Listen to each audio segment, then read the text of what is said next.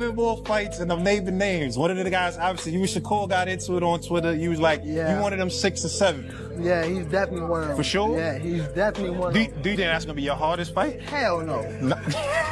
Nah? Wow. Because he a good boxer. Like, that's when I look at y'all two as the best in the division. How? Show me something that he did spectacular. Show me something that he did outrageous. Show me. Right. His power not outrageous. Okay. What defense? You think he got defense? He just jumped. You never see him slip no punch. You never see him slip no punch. Go look at it. You see him back up from a lot of people. Back up, move around. He don't got no technique. And his offense is the same thing. Go look at his fights. So you I feel probably like hit him on game. But you feel like it's easy work though. You like, come on, bro. Gervonta Davis calls out Shakur Stevenson on a live interview, and right away you can feel the tension jump through the screen.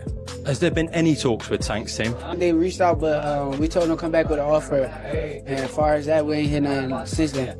Me and him fighting each other, we'll seal the deal on the kings of that division, the kings of this era, the kings of everything. So, like I've been saying it for years, the moment is gonna come, and when it happens, I'll be ready. Why does Shakur Stevenson beat Gervonta Davis? Because that I'm a better skilled boxer. I master the art of hitting and not getting hit. And he will be the person that will have to change up his style. He can't go out there and box and lose rounds. He will have to change up his style and just become full blast aggressor to try to have a chance and win. Gervonta Davis finally calls out Shakur Stevenson during a live interview, and instantly you can feel the tension jump straight through the screen. The energy changed immediately. This wasn't casual talk anymore. It felt personal, competitive, and loaded with meaning from the very first sentence. I got Shakur. Are you saying that because that's your man? You don't like Tank? No. Hey, like I said, I respect Tank. Boxing, he's one of the ones. Yeah. we gonna take his personality and personal things out of it. But boxing, he's definitely talented. You know what I mean? And he's definitely got that it. And he's definitely respected in boxing. But Shakur's a different. Gervonta Davis calls out Shakur Stevenson on a live interview, and right away you can feel the tension jump through the screen. Has there been any talks with Tank's team? They reached out, but we told him come back with an offer. And as far as that, we ain't hear nothing since. Me and him fighting each other. We'll seal the deal on the kings of that division. The kings of this era, the kings of everything. So, like I've been saying for years, the moment is going to come, and when it happens, I'll be ready. Why does Shakur Stevenson beat Gervonta Davis? Because I'm a better skilled boxer. I master the art of hitting and not getting hit. He will be the person that would have to change up his style. He can't go out there and box and lose rounds. He will have to change up his style and just become full blast aggressor to try to have a chance to win. Gervonta Davis finally calls out Shakur Stevenson during a live interview, and instantly you can feel the tension jump straight through the screen. The energy changed immediately. This wasn't casual talk anymore. It felt personal, competitive, and loaded with meaning from the very first sentence. The sport in good hands, and I believe you have as well. What are 3 fights that you want to see happen this year across any division? It's tough to say because there are so many big fights to be made. I would love to see Kushan Davis versus Devin Haney. I would love to see Bam versus. But Shakur didn't hesitate for even a second. He fired right back, accusing Davis of ducking him the entire time and instantly flipping the pressure in the opposite direction. Now, the sport is stuck in that classic boxing standoff where both fighters are elite, both are fully confident, and neither side is willing to back away from a narrative. Shakur and Tank, oh God, I don't even, it's gonna be interesting because if Shakur handles this guy like he did Lopez, I'm with it hell with him. I'm in hell with Shakur, man. If he just handles this guy like he's in the hell with him. Somebody gotta give him a fight though, but you gotta be very sophisticated to know how to fight. But Shakur Stevenson represents the complete opposite kind of danger. He's surgical, disciplined, and intelligent. The type of fighter who makes opponents hesitate, and slowly lose confidence round after round. Once hesitation enters your mind against someone like Shakur, you're already giving away the fight.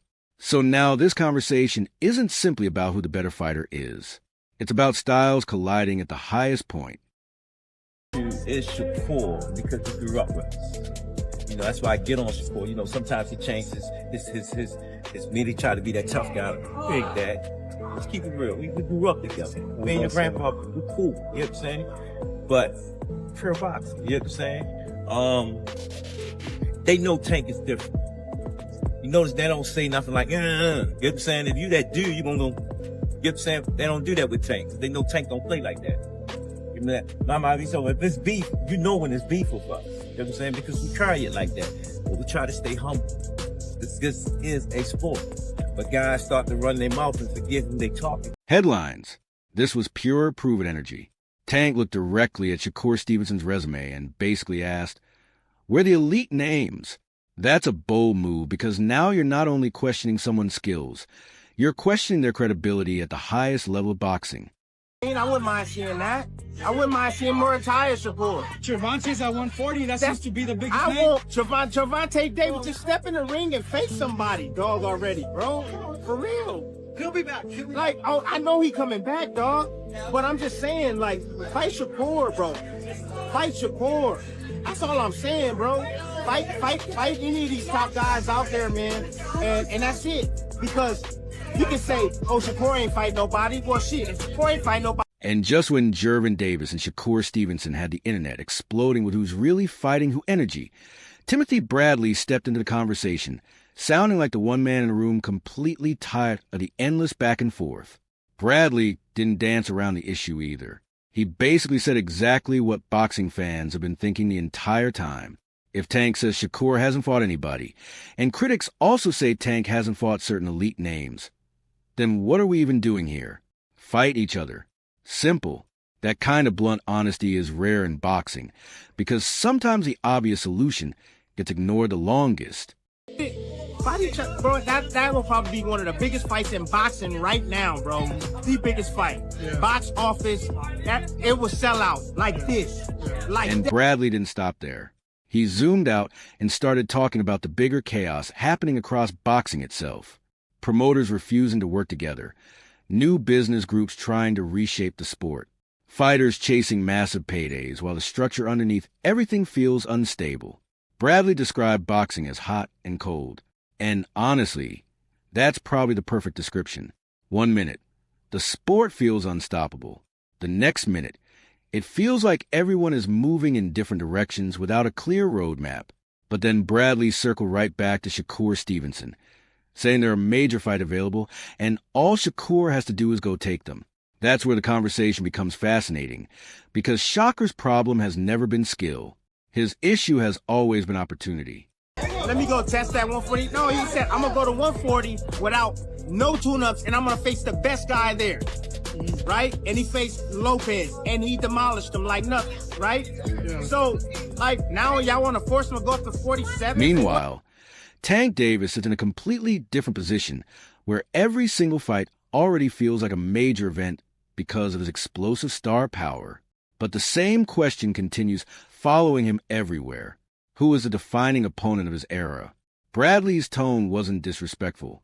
It sounded urgent. He was basically saying, stop waiting for the perfect moment, because the perfect moment is already here. And when Bradley calls this matchup potentially the biggest fight in boxing, he isn't exaggerating. This is collision of styles, personalities, narratives, and fan bases all at once. Right now, the tension exists because the fight makes almost too much sense. And in boxing, that somehow usually means it takes forever to happen. But if both fighters truly believe everything they're saying publicly, then there's only one real way to prove it, and it won't happen on a microphone. He got a little bit of everything, man. He lacks power, but he got heart. His heart is just as big as Tank heart, but he don't have the power to go along with it. But he still, he competitive, man. You know what I mean? And Shakur fights with his heart, and he fights with his mental. Some fighters just fight with their Sharp heart. breakdown. And suddenly the entire conversation shifted away from noise and into real nuance. Ellis looked at Shakur Stevenson and basically said, he may not have terrifying knockout power, but his heart and mental strength are his real weapons. And honestly, that matters because people often become obsessed with power like it's the only currency in boxing. Meanwhile, Shakur wins round with discipline and precision like a machine that never loses focus. Then Ellis turned toward Devin Haney and questioned whether Haney truly has that gritty edge against fighters his own size. It was a subtle criticism, but still a real one, because dominating smaller opponents is very different from surviving equal physical resistance. Then Ellis went even further, saying that if everything was on the line, he would actually lean toward Shakur because of how complete and mentally strong he is as a fighter. I believe that that's the key factor of, when, that's my mega fight, Shakur Stevenson and Tank Davis down the line. That's my, I gotta be there. I gotta be backstage with y'all. I have to be there. It's just gonna be, it's crazy, when we talk about that fight, you believe that that's the main factor of, being able to fight Tank, to beat Tank. You're gonna have to keep him on in some way. You can't make not one mistake. You can't get hit clean, because you're going. And that's not a casual opinion at all. That's someone connected to Tank Davis's camp leaning toward the technician, which tells you how respected Shakur Stevenson's skill set truly is behind the scenes. But this is where things become even more fascinating. Ellis also admitted that defeating Gervonta Davis almost requires a perfect fight. That's the paradox. Shakur may be the closest thing to perfection technically, but Tank is a type of fighter who only needs one moment to completely destroy perfection. That's a terrifying equation. Then Ellis casually added that Devin Haney still needs a statement performance, not just a victory, but total control and domination that people can actually feel. And honestly, he's right, because this division currently feels like a giant chessboard where everyone is talented, but nobody has completely separated themselves from the rest. That's why every conversation keeps circling back to the same names, same styles, same egos, and same narratives colliding together. Nobody is ducking the talk, but everybody still feels one defining fight away from proving everything. Is can really catch them. Because Rolly can't catch, it's like the Ryan fight was. If Rolly can't catch Devin, they're gonna whitewash. But if you catch Devin early and hurt Devin, it could become a 50-50 fight. You understand me? I told you the same. Furthermore, Abner Mares stated that a rematch between Gervonta Davis and Isaac Cruz makes complete sense at this point, especially with Davis returning and Cruz competing at the peak of his career.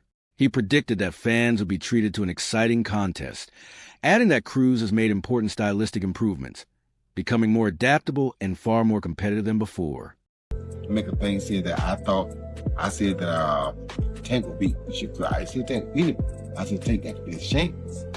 So I didn't say nobody gonna beat him, but Tank will be the one, in my opinion, to have the best chance. So that being said, man, I think that he should go fight. Furthermore, Abner Mares stated that a rematch between Gervonta Davis and Isaac Cruz makes complete sense at this point, especially with Davis returning and Cruz competing at the peak of his career. He predicted that fans would be treated to an exciting contest, adding that Cruz has made important stylistic improvements, becoming more adaptable and far more competitive than before. Tim Bradley firmly backed Gervonta Davis, explaining that Isaac Cruz's constant forward pressure actually suits Davis's counterpunching style. He believes this matchup could give Davis the chance to showcase his original dominant form once again. However, he also acknowledged that Cruz's toughness and relentless persistence would likely make potential rematch even more intense and physically demanding than their already closely contested first fight. Pressure, he goes out, he does what's necessary to get the job done, and he cool with that. He ain't trying to give me nothing over the top. He cool with you going out, doing what he do, getting the job done, staying on the beat. That's what he want to do. He has the right to do it. So now the question goes directly to you. If all these matchups actually happen, who wins? Does elite skill overcome explosive power, or does one perfect moment erase everything? Drop your thoughts in the comments, because this debate deserves real conversation. And don't forget to like, share, and subscribe to Rage in the Ring for more elite boxing breakdowns and fight analysis. We'll see you in the next one.